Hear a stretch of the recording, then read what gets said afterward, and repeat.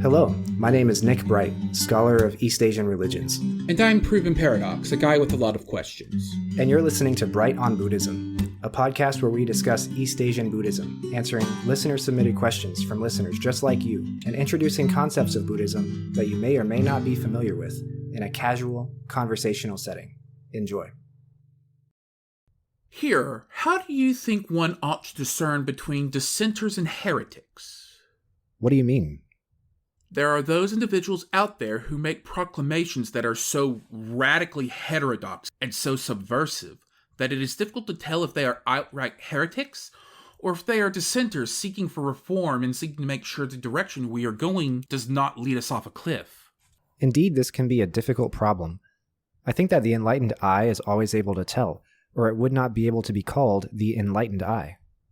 What about those of us who are as yet unenlightened? I'm not sure.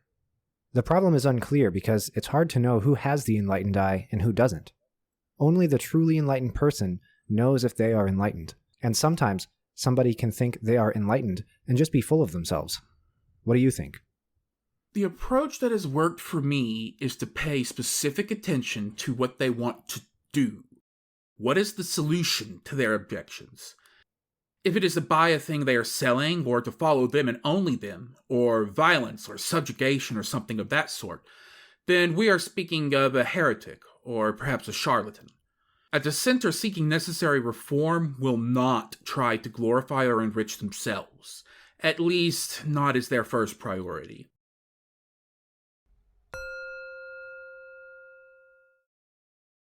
Hello and welcome to this week's episode of Bright on Buddhism. This week we will be discussing the life of Nichiren. Who was Nichiren? What were some of his views, works, and accomplishments? What is his significance to East Asian Buddhism? We hope you enjoy. So, who was Nichiren? Nichiren was a Japanese Buddhist reformer who lived from 1222 to 1282. He is the famous founding figure of Nichiren Buddhism, which we've discussed before in a previous episode, and will likely discuss again in brief in today's episode. Nichiren was born in a village in what is present-day Chiba Prefecture in Japan. This is in the southeast portion of the country near modern-day Tokyo. He was born to a lowly family, which is quite important to his story.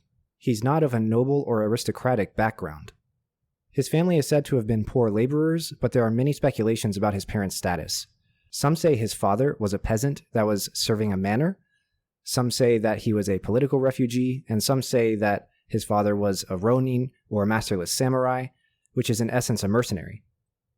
In a moment, we'll discuss what was going on in Japan around the time of Nichiren's birth that would cause there to be political refugees or even ronins in the first place. During his childhood, Nichiren was taken through a rigorous Buddhist education alongside education in Chinese classics and Chinese literature. This would suggest that Nichiren's family was very poor and that his only opportunity to eat and to have shelter would have been to go and be ordained as a novice by a Buddhist temple. He was ordained as a novice at 11 and fully ordained as a member of the monastic community at 16. It was during his Buddhist temple education that he encountered the Lotus Sutra, and he decided it was the prime sutra that everybody should learn and follow. Before we get into that specific interpretation, let's back up a moment and try and figure out why he landed on the Lotus Sutra in this way, because that's not a passive or an accidental choice. As we'll discuss more deeply in a future episode, Buddhism came to Japan no later than the 6th century CE, from China by way of Korea. It was officially brought over by political envoys from the kingdom of Baekje in Korea as an offering or a tribute to the emperor of Japan at the time. It's highly likely, and even evidenced in some historical texts, however, that Buddhism came to Japan long before this by means of sailors, merchants, and immigrants from the mainland to Japan.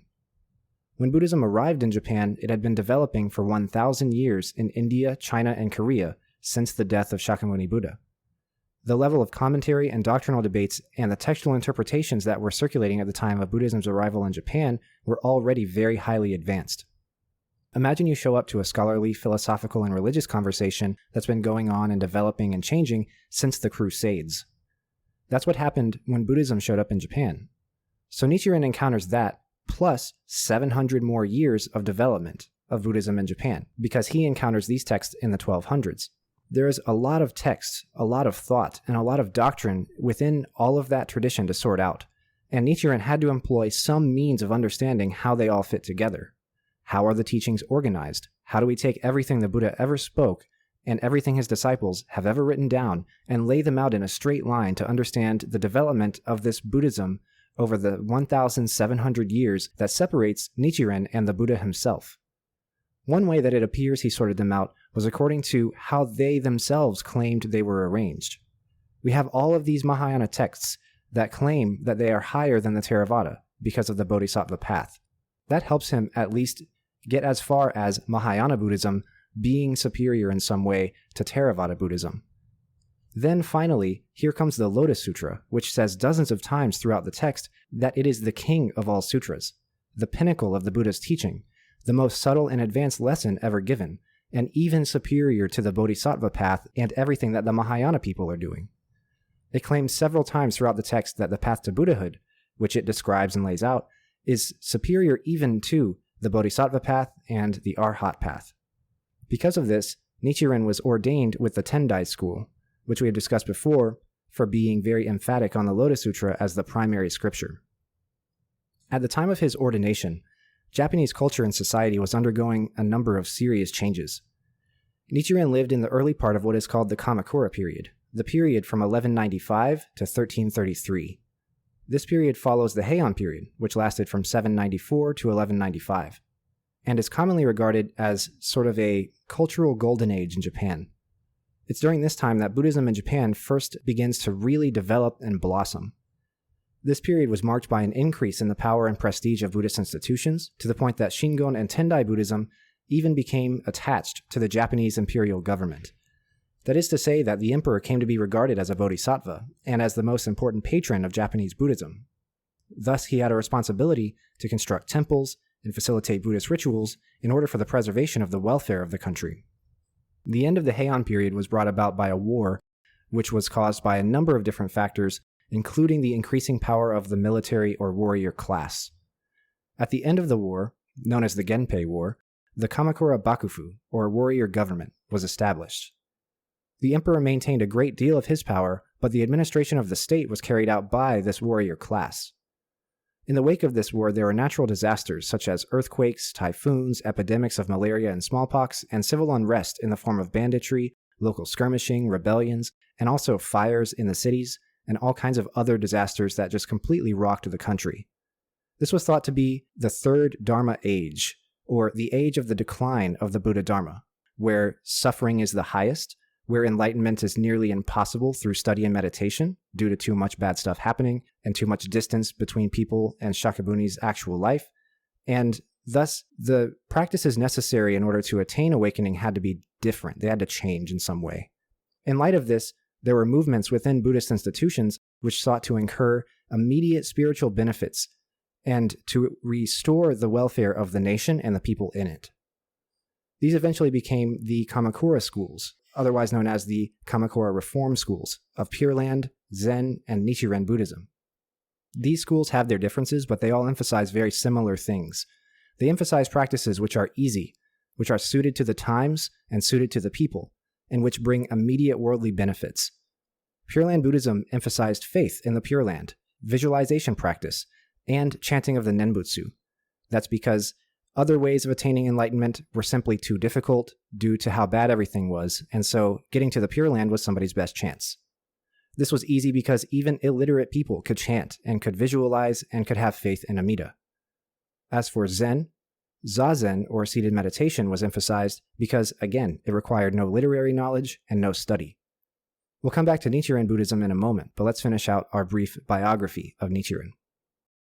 In the course of his education, he also studied Pure Land Buddhism and Zen, which developed alongside him, and he'll have some critiques about them that we will discuss later. After becoming educated in all of these, he came to decide that the Lotus Sutra more or less beat them all, and that it represented the practice which would save Japan from all of this unrest and would appeal to the most people and bring them the most benefit. Thus, at 31, he officially declared that the Tendai school should rely solely on the Lotus Sutra and should chant the title, which is called the Daimoku, in the same way as the Pure Land people chant the Nenbutsu. Pure Land people say Namu Amida Butsu, meaning praise be to the Amida Buddha, and Nichiren people say Namu Myoho Renge Kyo, meaning praise be to the Lotus Sutra. As his movement grew, he was ousted from Tendai, but he was able to take some disciples with him. During the time period between 1254 and 1260, the natural disasters and things that I mentioned before really ramped up, and Nichiren wrote a remonstration to the emperor that said essentially that this was all happening because he wasn't taking up the Lotus Sutra as the backbone for the governance of Japan, and that things would get worse and that Japan would be vulnerable to foreign invasions and further disaster until he declared the Lotus Sutra as the ultimate authority of the nation. He told the emperor that he ought to stop funding Shingon, Tendai, and other non-Lotus Sutra schools and to only look to the Lotus Sutra for the welfare of the nation and for his role in preserving it. The emperor never responded, but the priests and the rest of the schools that we've mentioned got together and exiled Nichiren to the Izu Peninsula, which is in present-day Shizuoka Prefecture. He remained there for 2 years, continuing to write and study. He was eventually pardoned, but later, a samurai family attempted to capture and execute him on the grounds that his writings had essentially argued that as patrons of other schools of Buddhism, they were heretics and that they were running the country into the ground. During this attempted execution, when the axe was held above his head, it is said that there was a bright astronomical event that spooked everyone into stopping the execution. Modern scholars think that this could have been a comet, or it could have been an iridium flash, or something like that. After this, Nichiren's predictions actually came true. There were attempted Mongol invasions, which were only stopped by bad weather, and the Mongols' inability to sail effectively. This only confirmed Nichiren's resolve that the lack of Lotus Sutra reverence in the country was detrimental to its safety. He was exiled again, and during this exile, he actually created the Gohonzon, which we'll talk about in a moment. He served his exile and eventually retired and passed away, continuing to write and study and discuss how to restore the welfare of the nation. So going back to something that we talked about at the very beginning of that story. So he was born to low-class parents. I imagine there was not a whole lot of social mobility in that period of Japan? Not really, no. Okay, so they were probably stuck there. Got it.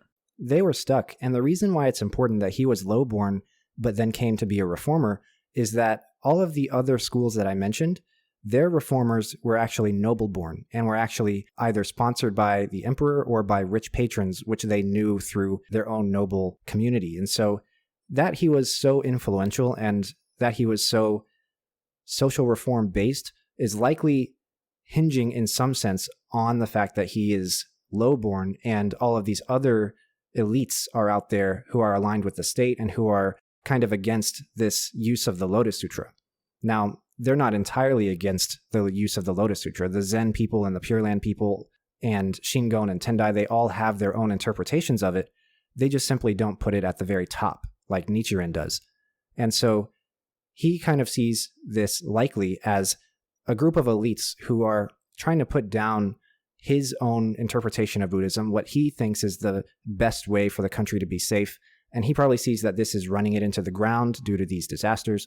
And so he sees this as much as a religious reform and a political reform, a social reform, because it reorganizes the roles of everybody in society in such a way as to line up with what's prescribed in the Lotus Sutra. All right, that's some important context. Cool.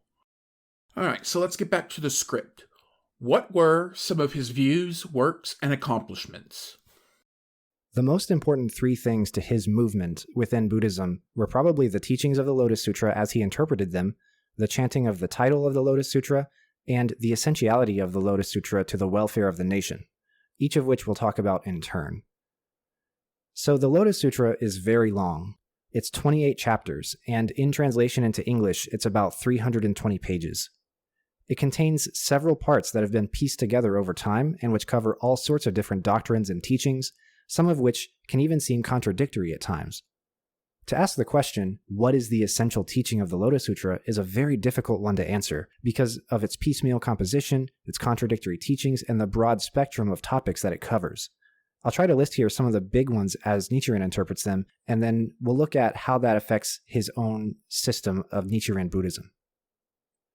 The biggest teachings of the sutra are probably skillful means, universal Buddhahood, and the immeasurable lifespan of the Buddha, and the one vehicle. We've talked about skillful means pretty extensively, so I won't go back into that one too much. The doctrine of universal Buddhahood in the sutra is essentially the teaching that all beings are either hidden or revealed Buddhas, depending on whether or not they believe in the teaching of the Lotus Sutra, which is that all beings are either hidden or revealed Buddhas. We've talked about that circle of logic before. However, this distinction, hidden versus revealed, is very important. Hidden Buddhas in the sutra are said to arise in the world in the 6 realms as a skillful means to teach or to be taught to, and revealed Buddhas arise in the world as Buddhas to preach the Lotus Sutra. The sutra argues then also that our Buddha, Shakyamuni, had actually been enlightened many Mahakalpas ago and only arose in this world as a skillful means. He rose as a prince, saw the 4 sights, left the palace, and achieved enlightenment all as a teaching tool. He was already enlightened before all of that happened, and he was doing it just to demonstrate the example of how it ought to be done. The sutra goes further to argue that he was a manifestation of a primordial or a universal Buddha who was simultaneously manifesting in all other worlds at once. That being the case, every single world, every single realm has a Buddha who is a manifestation of this original Buddha, and their sole purpose is to teach and lead up to the capstone teaching, you might say, or the primary teaching, you might say, which is said to be the Lotus Sutra. The primordial Buddha himself has an immeasurable lifespan. This lifespan is not infinite, but it is immeasurable. The reason for all of this was to teach the one vehicle, the Ekayana, or the Buddha vehicle. This vehicle, as is explained in the parable of the burning house, which we read and discussed, is expansive enough to encompass the other 3 vehicles, the Shravaka, the Pratyeka Buddha, and the Bodhisattva vehicles. The Buddha retcons himself and says he only ever taught those other 3 vehicles as a skillful means, because people were not yet ready to hear the teaching of the Buddha vehicle. The Buddha vehicle path requires people to hear the Lotus Sutra be preached to them by the Buddha himself. It requires them to believe it and to spread it and to make offerings to it and devote themselves to it. And it requires their Buddhahood to be prophesized by another Buddha. The Buddha himself gives a prophecy to all readers of the Lotus Sutra that they will attain Buddhahood just for having encountered the text. So that solves the problem of there not being a Buddha in this world right now who is revealed. There might be hidden Buddhas all over the place, but our actual Shakyamuni Buddha passed away 2,500 years ago, and we no longer have a revealed Buddha to look to preach to us the Lotus Sutra, which is why we have the text, which is why we venerate the text itself for having salvific powers, and so on. Nichiren believed that those teachings of the Lotus Sutra were all encompassed by the name of the text, and thus, as we mentioned, he pioneered chanting of the title as a way of invoking that teaching in the life of the chanter. It's said that he was invoking the teaching of universal Buddhahood and of the lifespan of the Buddha and the one vehicle. And thus, as we mentioned, those kind of nest all into each other in a concentric fashion. And so by invoking the immeasurable lifespan of the Buddha, he's also invoking the teaching of skillful means and hidden and revealed Buddhas, and so on and so forth. The practice of chanting the title, or chanting Daimogu, is very similar to mantra practice and Nenbutsu practice, which, ironically, Nichiren was a very famous critic of. Additionally, Nichiren argued that offerings and reverence be paid to every single letter or character of the Lotus Sutra. He argued for this because he believed that the universality of the text and the completeness of the entire teaching was present within every single letter or character. As we mentioned, during his second exile, he also created a mandala called the Gohonzon. This Gohonzon title translates to the center of worship, or the center of respect. The Gohonzon is a calligraphic mandala, so it's not an image, it's actually created by written words, and at the center of the mandala is the Daimoku, Namu Myoho Renge Kyo, and surrounding that phrase are calligraphic representations of the assembly of Buddhas and Bodhisattvas as they were arranged during Chapter 11. Chapter 11 is called The Emergence of the Jeweled Stupa.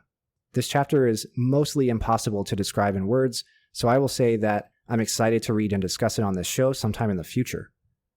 In this chapter, while the Buddha is preaching, a jeweled stupa with a second fully realized Buddha and a group of bodhisattvas all emerge from the earth. This is the only time in any canonical sutra where there are two Buddhas seated side by side. This chapter represents the immeasurable lifespan of the Buddha, the multiple manifestations of the primordial Buddha, and the doctrines of skillful means, and the Buddha vehicle all at once. And that's why Nichiren thought it was so important, and why he created the Gohonzon according to the layout of that chapter. Because, as you can see, worship of the Gohonzon, it captures all of these primary doctrines that we're talking about in the Lotus Sutra. The final thing I want to mention is Nichiren's concern for the welfare of the nation. We've talked about this a little bit so far, and it just needs some more emphasis.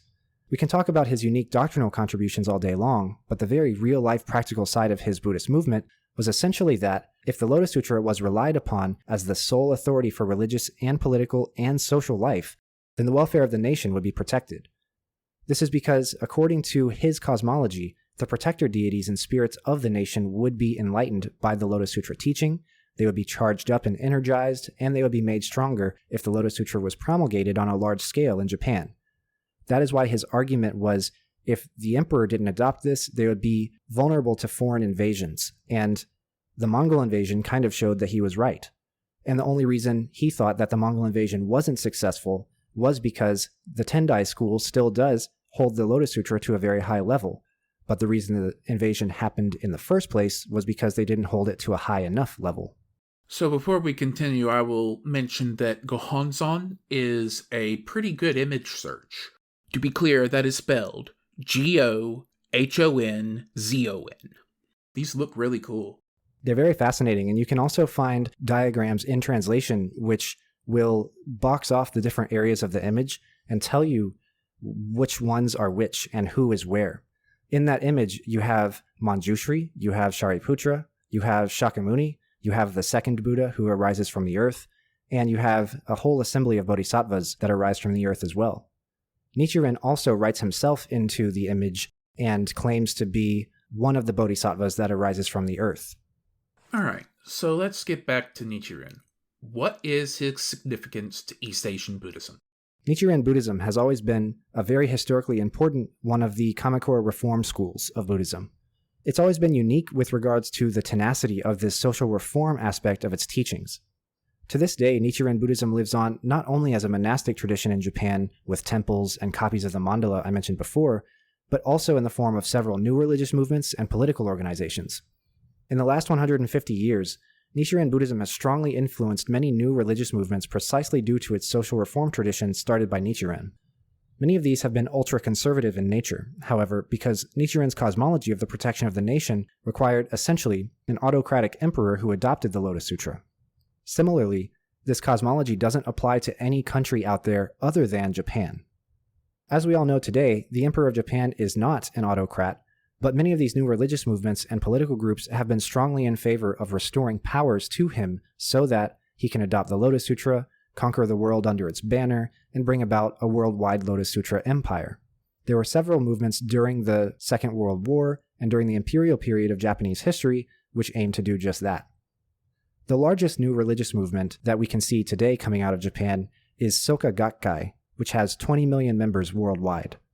Soka Gakkai regards itself not as being a directly Buddhist institution, and its name translates roughly to Study Society for the Creation of Value, or Value Creation Society, but it is definitely strongly influenced by Nichiren Buddhist practice and doctrine. In fact, they chant the Daimoku, and they worship the Gohonzon, and they study the life and writings of Nichiren.